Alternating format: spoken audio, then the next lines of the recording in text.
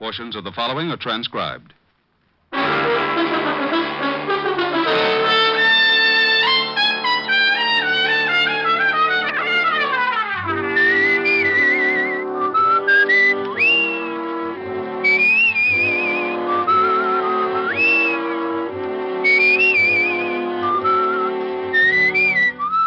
Here's Dick Powell as Richard Diamond, private detective.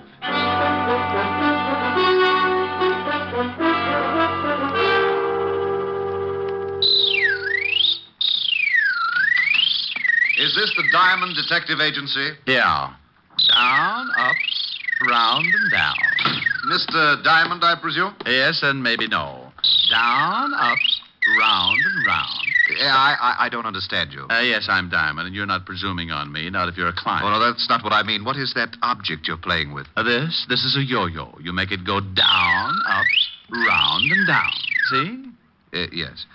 But I came in on business, Mr. Diamond. I want to hire you. Just drop it like this.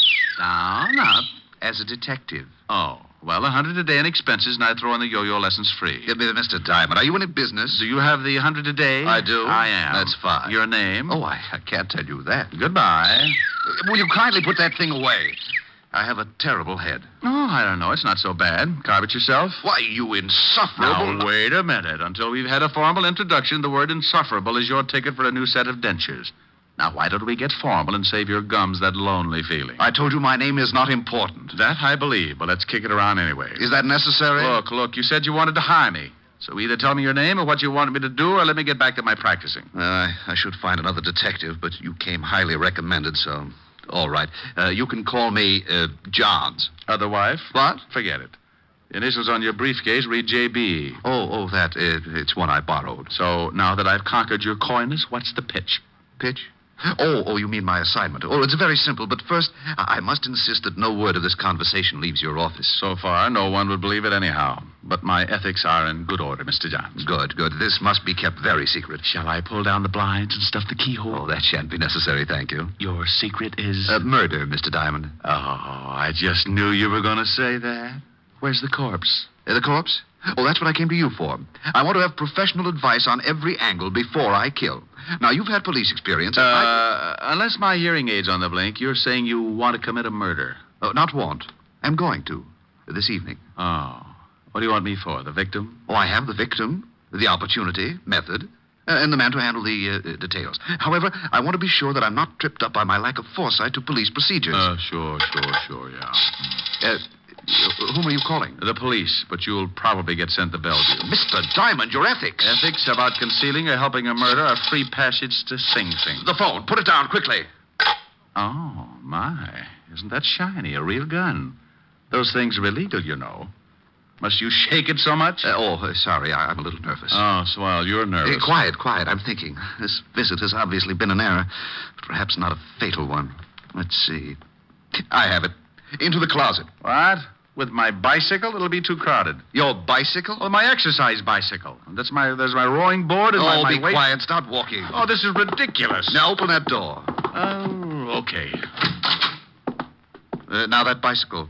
It has a seat? Well, yes. Sit on it.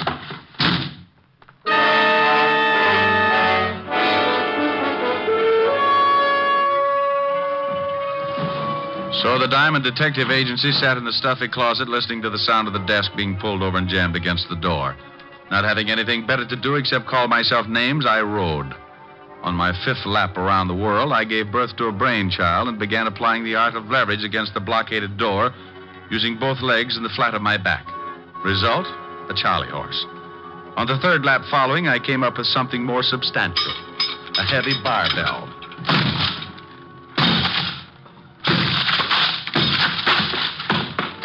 Four smashes and 3 torn ligaments later, the thin door collapsed over the desk, blocking it. I picked my way over the debris, trying to focus my eyes to the light. By instinct, more than sight, I found the phone. But as I reached to pick it up, I suddenly realized I was shaking hands with someone. Back up, Diamond. Oh, this is getting ridiculous. All my clients waving guns at me. I'm no client, Diamond. Mr. Johns wants I should keep you company for a while. Oh, well, you're a small one. This gun makes me a big one, Diamond, real big. That's why my nickname is Big Man, even though I'm only 4 feet tall. Well, maybe I could help you. I've got a lot of exercise things. Be funny or shut up. How about a few yo-yo lessons? Say, it's very funny. Shut up. Big man, what would happen if I took that gun away from you? You want to try? I was giving it a thought. But on second thought, no. Yeah, smart shamus. I can empty this magazine in your stomach before you make 2 steps. Rick, I didn't know you had a client. Take it easy, Diamond. I got a gun in my pocket. Helen, baby, come in. Meet Big Man McCarthy and old Powell from PS 69. Big man, this is Miss Asher. Oh, yes, delighted, Mr. McCarthy. Hey, same here, chick. Say, pal, you got good taste. Some built. Oh, such a flatterer. Rick, what happened to your closet? The termites broke my non-aggression pact. What's on your mind, baby? Well, I came to see if you were ready for the benefit tonight. You are, aren't you? Oh, well, am I? Just watch this new yo-yo trick. They call it round the world. Oh, wonderful. Oh, Rick, you know so many things. Where'd you learn that? A PS 69, of course. Where else, Mr. McCarthy? Do it again, Rick. I want to see how you do it. Sure, baby, just watch. You take it in your hand like this and throw it out like this. Rick, you struck that poor little man. No. Well, that poor little man had a big, nasty gun in his pocket, and it was pointed right at my breakfast.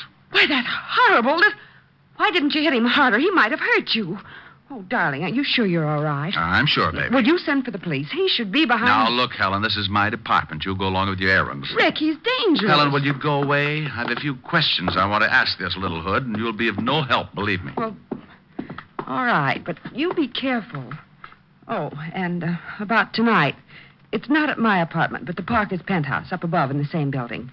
Now, come early and help Francis and me get things ready. Oh, stop pushing. I'll see you tonight, baby. Oh, Rick, are you sure I can't stay? Go, scat. Now, for you, Mr. Big Man. Come here. Wake up. Wake up. The mule train went that way. Come on, come out of it. That's you, huh? Yeah, me. Now, what's the real name of your boss? Who's he going to kill? You can stop the questions, Diamond. I'm not going to talk. You want me to wring it out of you like a wet wash? Who is Mr. Johns? You know, there's a big advantage in being Little Diamond. Yeah, you can hide under smaller rocks. Who's your boss? There's another advantage, too. A man my size can be awfully hard to catch. What? Hey, come back here.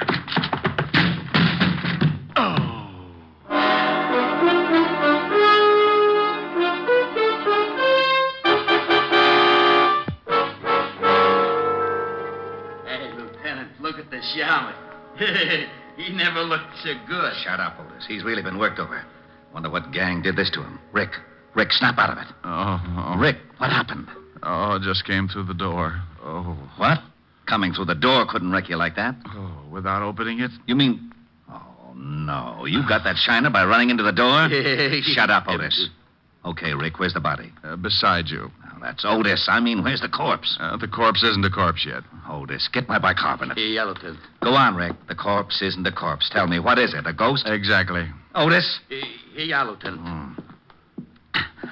Now, Rick, do me a favor. Please tell me what you're talking about. Oh, you aren't trying, Walt. All I said was that the corpse isn't a corpse yet and that it's a ghost, because I don't know who's going to be the corpse. Rick, before I go stark raving mad, will you tell me what you're talking about? Well, a man came into my office this morning, said he was going to commit a murder. Threw a gun on me when I started to call you. Locked me in a closet. I broke out only to find he left this little man, Big Man, the midget who just ran out of here. Stop, please. So Helen came in. I turned the tables on Big Man. She left. I asked questions, drew a blank. Big Man started to run. Why didn't you nab him? He ran through the door. I ran into it. You're up to date. I'm up to date. Get him. I'm up to my ears in confusion. So we've got a man who's going to murder someone. All right, what's his name? He said Johns, but it's a phony. Initials on his briefcase read J.B. Say, Shamus, what do you look like? Otis, do you have a son? Oh, you know I don't. Well, that's what he looked like. Rick, are you sure this J.B. is planning to kill someone tonight? Well, if he isn't, he sure took a lot of pains for nothing. Let's get down to headquarters. I want to check the files. Well, okay, but we don't keep files on ghosts. Oh, by the way, why did you come up here? Helen called. Said you were holding a pigeon for us. Oh, lovely girl. I'll say. Can I have a dance with her at the benefit tonight? No, Otis. I think I better fix you up with Francis. Swell. Otis, you gravelhead. Francis is a butler. Oh, it's all right, Lieutenant. I like them foreign dames.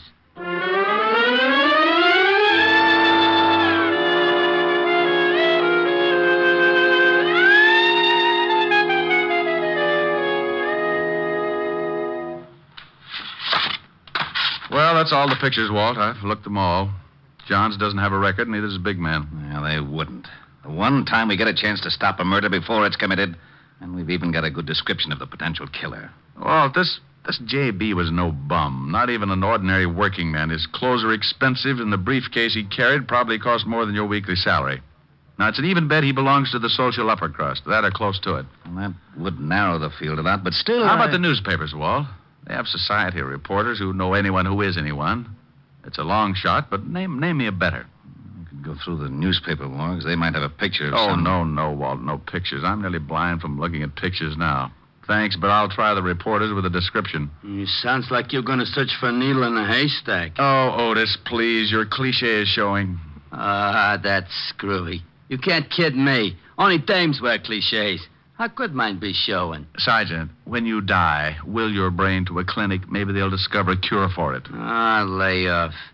Besides, I got a good idea for your investigation. I wouldn't miss hearing this for my next 2 issues of Batman. Yeah, I was thinking you could maybe save a lot of time if you got an artist to draw a picture from your description. They do it in all the movies and catch crooks easy.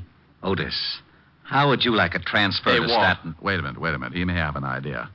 I know where there's an artist who could sketch J.B. from a description. It's crazy, but you may as well try it, Rick. Otis, you can drive him there. Lieutenant. Tell him yes, Walt. I can't stand to see him cry. All right, Otis. You can use the siren.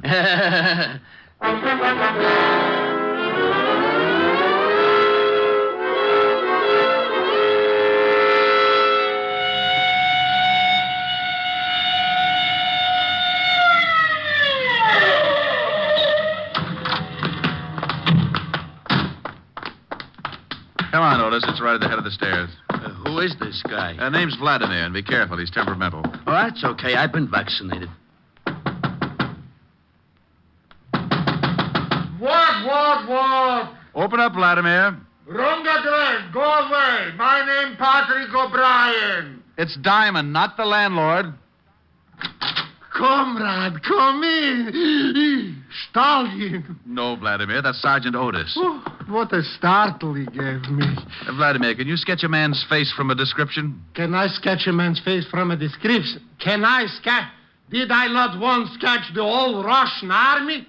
And with one pencil? Okay, Vladimir, but can you do it? Comrade, you doubt it? I am the greatest artist that's impossible. I can draw... Comrade, you are paying cash money. Cash money? Oh, for that I can draw you Siberia and never miss a salt mine. I'm such a genius, I can't stand myself. Another man, Vladimir. Can you sketch the man's face? I think so. Okay, but make it fast. I'll give you the general idea and correct you as you go. Corrections you can make. One criticism, I go back to my shave cream signs. Come with me to my hizzle.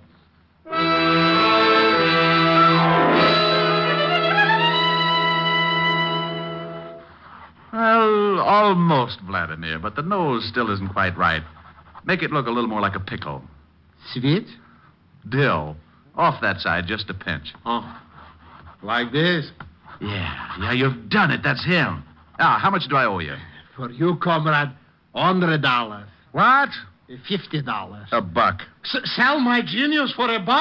I die first. $1.25. Comrade, please, I'm a capitalist now. $1.50. Last price. I wouldn't get...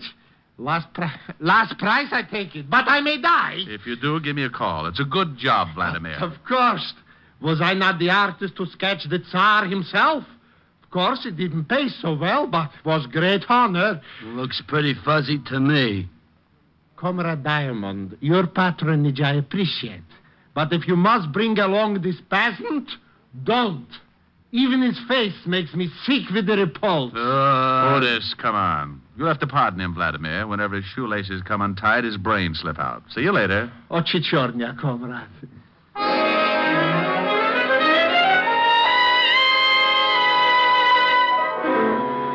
When we left Vladimir, I sent Otis back to Walt and took off for the newspapers. I showed the sketch to one society reporter after another and watched so many heads shake, my eyes began to cross. It was 6:30 when I finished playing Quizmaster, and there was no use kidding myself. I had struck out. I had to tell Walt, so I started for the 5th precinct. I was at a point where I'd have hucked my Social Security for 30 seconds with a little big man. Then as I walked down the street, I Suddenly felt the nerves in my spine jump down into the pit of my stomach, and goose pimples skidded up my back like scared rice. It was a feeling I'd had before. So without turning, I headed for the steps of a basement apartment.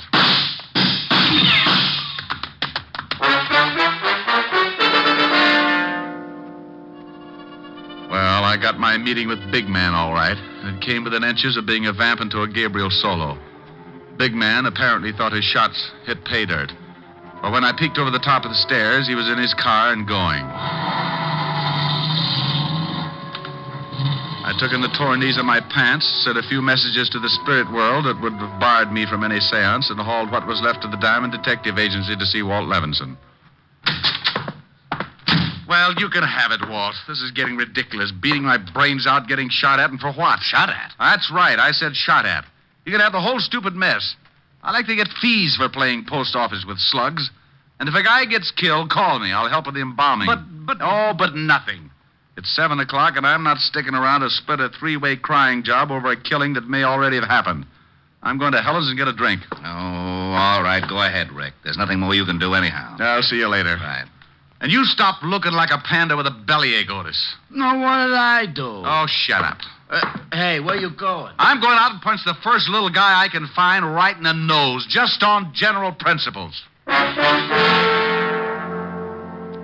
left the precinct and headed for Helen's party.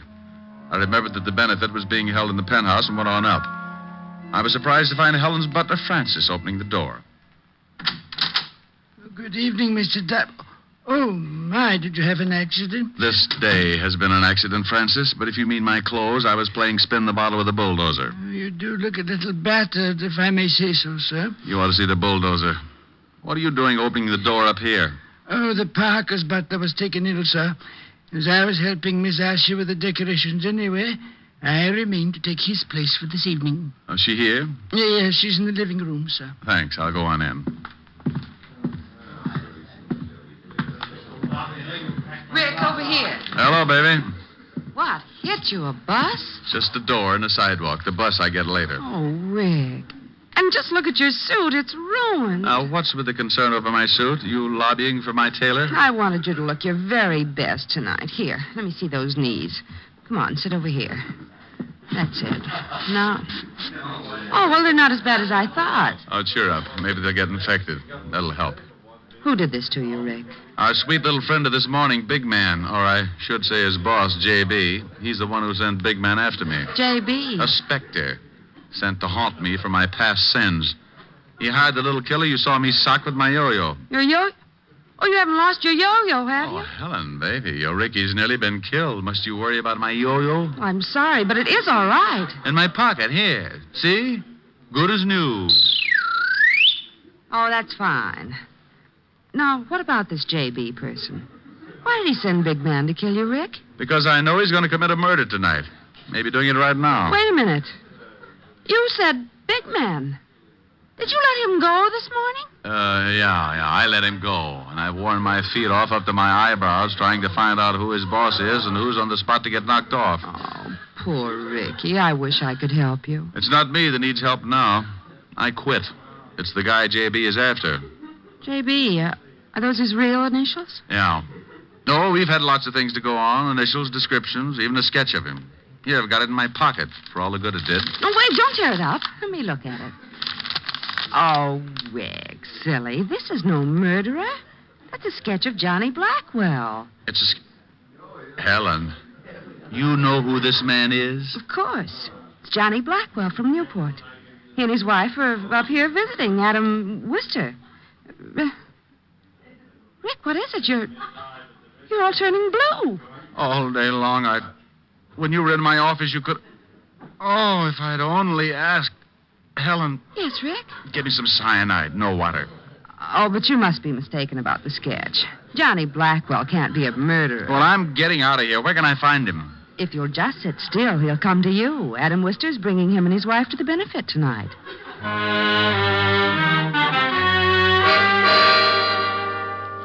Well, that's the way this screwy world works sometimes. 1 minute you're on your uppers. With a stick of bologna, you're trying to hold off 3 guys with swords. Then Kismet makes a switch and tags your side for a gain and you're living. I called Walt to pass on the good news, and in 8.5 minutes by the clock, he joined me with Sergeant Otis in the kitchen, from where we could peek out at the growing crowd. Let me take a look, Rick. Has Blackwell come in yet? Stay back. I'll let you know. Otis, get out of that ice box. Oh, I'm hungry. You heard me. Oh, there's fried chicken, Lieutenant. Fried chicken? I haven't had... Otis. Oh. Walt, come take a look. There's Blackwell. Where? Over there, just sitting down. The man with the sandy hair. Yeah, I see him. Who are those people with him? The woman must be his wife. Oh, but get a load of the little weasel. That's Big Man, the guy who got away from me this morning. Oh, and the other man? Must be Adam Wister. Helen said he was bringing the Blackwells. Well, he did, so now we wait for the play. Well, we waited and watched the Blackwell party settle down to enjoy itself. Big Man acted like he hadn't eaten for a week and made hors d'oeuvres vanish in his mouth like marbles down a manhole. After what seemed like weeks, the situation grew, suddenly took shape. On Blackwell's urging, Big Man rose to dance with Mrs. Blackwell. Mrs. Blackwell was a dark-haired honey with curves right out of one of my better dreams. But my mind was on her husband and Wister. As soon as they had the chance, they got up and headed out of the room.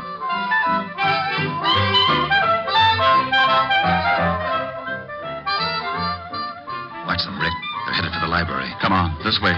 Through this door and down the hall. Well, Adam, it's nice to be visiting you again. We're glad to have you, Johnny. We're sorry to hear about your losses in the market last year. The story here was that you were cleaned out. Hey, Diamond, what's he saying? Shut up, Otis. Oh, I still have a little money, Adam. In fact, I'd like to buy back in with you as a partner. You don't have that much, Johnny. And your wife won't give it to you. She may, Adam. She may, and quicker than you think. Walt, come on. We've picked the wrong victim. Let's find the Big Man.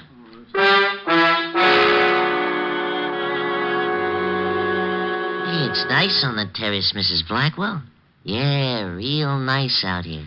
I don't like it. It's chilly. Oh, it'll warm up, Mrs. Blackwell.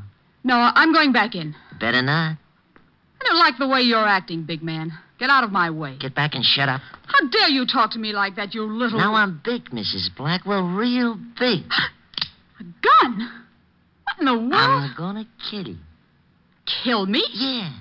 Only it'll look like an accident. Why, this is ridiculous. What kind of a joke is this? It's no joke, Mrs. Blackwell. Your husband don't think it's no joke. He wanted me to tell you he was real sorry. Now I'm gonna kill you. You mean it? You really mean it? Yeah, sure, Mrs. Blackwell. Mr. Blackwell needs your dough, bad. Back up. He can have it, all of it. Only don't kill me, don't. Sorry, Mrs. Blackwell, too No. late. Now start back. Please, please. Over to that wall. You're gonna play Humpty Dumpty. Oh. That's right. Now get up on the wall. No. I'm a guy who's willing to help you. Me too. Diamond, why you... Catch the girl, Walt. Big Man's mine. He was going to kill me. All right, Mrs. Blackwell. Take her inside, Otis.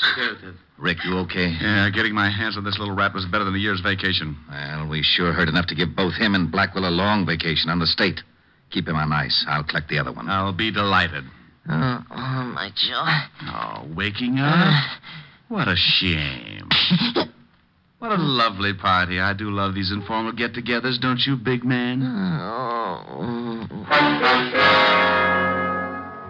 It was short but very sweet, the wind-up of the no one was murdered case. The score was the kind to make you forget you didn't get a fee. 2 killers caught, no victims. When I saw Walt take the little big man, not so big without his gun, and his boss Blackwell off to the Bastille, my worries melted like a snowman in a blast furnace. And speaking of melting, the lovely Mrs. Blackwell showed signs of being upset. So, what could I do but console the pretty little thing? Oh, Mr. Diamond, I think you were so wonderful and brave. Oh, you show a few nice points yourself, Mrs. Blackwell, and call me Rick. You saved my life, Rick. And call me Rita. You can get to the point quick. Why, Rita. Oh, there you are, Mrs. Blackwell. I know you must be terribly upset. Oh, Rick has been a great comfort to me. I'll bet he has. But I've arranged for Francis to take you home. Now. Now? Oh, well, thank you, Miss Asher. And Rick, Yes? don't worry about the name calling. Just say, hey, you. I'll know what you mean. I think I know what you mean. By you. Well, So help me, I'm innocent. with lipstick on your collar? That Otis, I've warned him to be careful with my shirts. Mm-hmm. Mm-hmm. Well, time for my yo-yo act? Your act. Oh, Rick, about that... No, now, look, I've worked my finger to the bone practicing. Don't tell me. Why, you specifically asked me to be here tonight. I know. And come on with me over to the bandstand. Oh, no, you don't. I'm an artist tonight, not a singer. No sing, no yo-yo. You mean if I sing, I can do my yo-yo act? If you make it pretty. It's blackmail, but I'll do it. Well, you stay right here. I want to talk to the orchestra leader. Okay, I'll practice.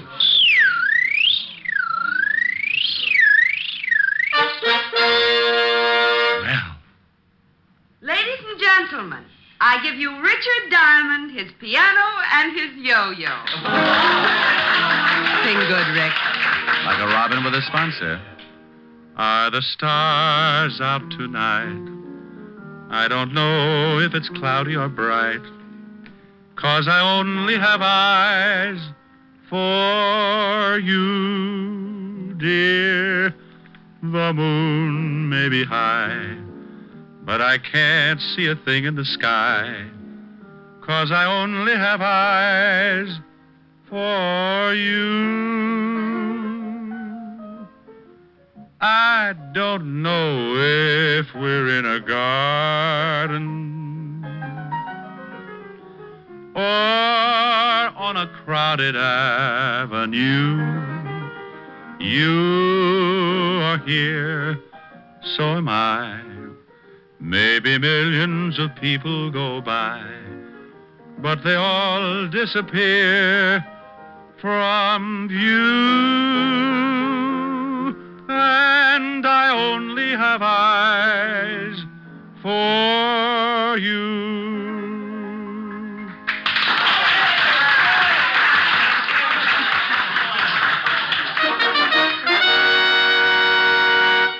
And now Mr. Diamond will present an exhibition of dexterity. Now? Now. Oh, no, Shamus, no. You're doing it all wrong.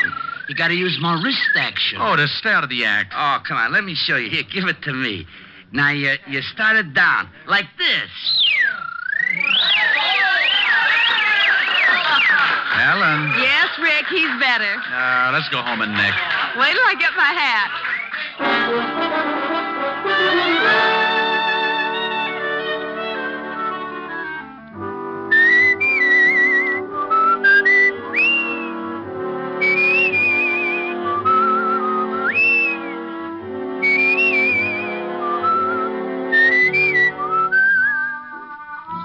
You have just heard Richard Diamond, Private Detective, starring Dick Powell. Helen was played by Virginia Gregg, Lieutenant Levinson by Ed Begley. Also in our cast were Wilms Herbert, Hans Conried, Grace Albertson, Sidney Miller, and Averback. Music was under the direction of Frank Worth. Tonight's story was written by Herb Purdum and edited and directed by Blake Edwards. Portions of the program were transcribed.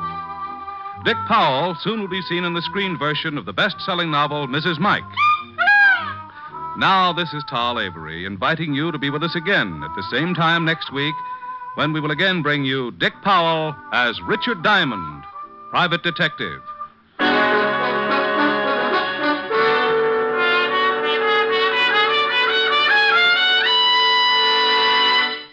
Saturday night is packed with entertainment when you stay tuned for NBC's star lineup of shows. There's always a program of interest on NBC. Now stay tuned for Edward G. Robinson and the Hollywood Star Theater on NBC.